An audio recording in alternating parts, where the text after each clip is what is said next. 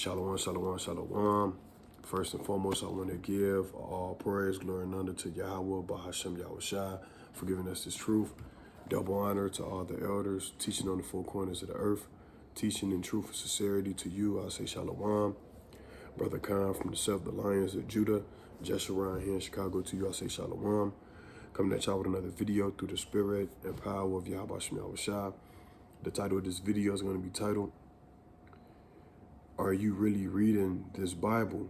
Because if you is, you wouldn't be saying things like Yahawashi died for the whole world, when most of his teachings was predicated off of parables and not easily allowing people to understand what he's saying, but only his people." It's the book of Matthew, chapter 7, verse 6. "Give not that which is holy unto the dogs, neither cast ye your pearls before swine, lest they trample them under their feet and turn again and rent you." So Yahawashi said, he said, give not that which is holy unto the dogs. Now, who are the dogs? The dogs are the other nations. All right? The dogs are the other nations, and I'm going to prove it. All right? This is the book of Matthew, chapter 15, verse 24. "But he answered and said, I am not sent but unto the lost sheep of the house of Israel." Verse 25. "Then she came and worshipped him, saying, Lord, Lord, help me." Verse 26. "But he answered and said, It is not meet to take the children's bread and cast it to dogs." Okay? So he ended up blessing, blessing the lady by healing her daughter. But the mission was that he was only sent to the lost sheep of the house of Israel, all right, which consists on you so-called Negroes, Latinos, Native American Indians. You would be the Israelites, but the dogs would be considered the other nations, all right? So even Yahawashi called people out of their names, okay? When you're dealing with Yahawashi, you're not dealing with a soft man. You're dealing with an austere so-called black man, all right? From the tribe of Judah. He was austere and he was on one, period, flat out. Like playing upon tables. Yahawashi was on one, all right? Psalms 22, verse 16. And it reads, "For dogs have compassed me, the assembly of the wicked." So the dogs are the wicked, right? It's saying, "Having closed me, they pierced my hands and my feet." All right, that sounds like Yahawashi. That's going into what happened to Yahawashi, man. All right, so they pierced his hands and feet, right? But it starts out by saying, "For dogs have compassed me, the assembly of the wicked, having closed me, they pierced my hands and my feet," right? So who are they? They are dogs. The dogs crucified Yahawashi, the other nations. But you had 2/3 of our people who gave him up, all right, to be crucified. But Yahawashi spoke about that. That's why his whole ministry was predicated off of parables, because he did not want everybody to understand the message, and the mission, right? Let's go to Matthew 13, the 13th chapter, and the 10th verse. Matter of fact, before we go there, let's go to the book of Luke. So this is not for everybody. This is only for the 12 tribes of Israel. And not even all Israel, but the elect, starting off with the elect. Those that are keeping these commandments with fear and trembling and waiting on the second coming of Yahawashi, right? Luke chapter 6, verse 20. "And he lift up his eyes," Salakia, "and he lift up his eyes on his disciples and said, Blessed be ye poor, for yours is the kingdom of Yahweh." So he's talking to his people. He said, "Blessed be ye poor, for yours is the kingdom." Because a lot of these guys, man, they come to this truth and want to save Esau. They want to extend the ministry to everybody else. No. What did Yahawashi say? He said, "And he lift up his eyes on his disciples and said, Blessed be ye poor, for yours is the kingdom of Yahweh. Okay? That's what he said. All right? So the kingdom is for the Israelites, the elect, his disciples. Those that are following Yahawashi. Okay? Matthew 24, verse 3. And as he sat upon the Mount of Olives, the disciples came unto him privately, saying, Tell us, when shall these things be? And what shall be the sign of thy coming and of the end of the world? All right. And Yahawashi answered and said unto them, Take heed that no man deceive you. Right. So you got a lot of deceivers, man, in these last days. Right. Teaching things that is not biblical. Teaching things that's not the teachings of Yahawashi, man. You know? Yahawashi, he spoke in parables because, once again, he did not want everybody to understand the things that he was saying, right? Let's go back. Matthew 13, verse 10.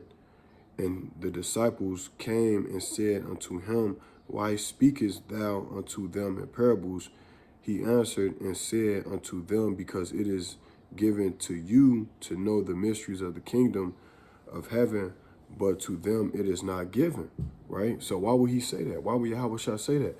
Because his whole teachings and ministry was predicated off of parables, which is not allowing people to know the true meaning of what the scriptures are saying. Because guess what? He wasn't sent to everybody, okay? He was only sent to the lost sheep of the house of Israel. Okay, which consists of you so-called Negroes, Latinos, Native American Indians. Let's get that again. Matthew 13, verse 10. And the disciples came and said unto him, Why speakest thou unto them in parables? He answered and said unto them, Because it is given unto you to know the mysteries of the kingdom of heaven, but to them it is not given. Right? So it is not given unto them.